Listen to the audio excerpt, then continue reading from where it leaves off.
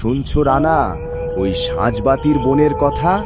বলি সূর্য ডোবার পর ওই বনের দিকে তাকালেও সর্বনাশ।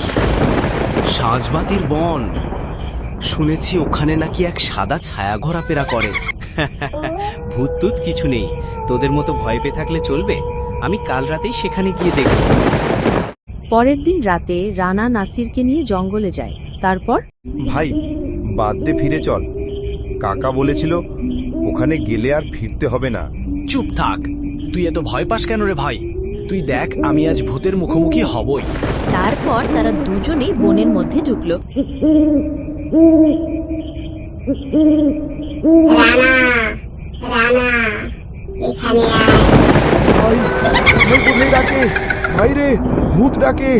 এখানে সত্যি ভূত আছে, আমি পালাই। এই কে ডাকে আমাকে? সামনে আয়।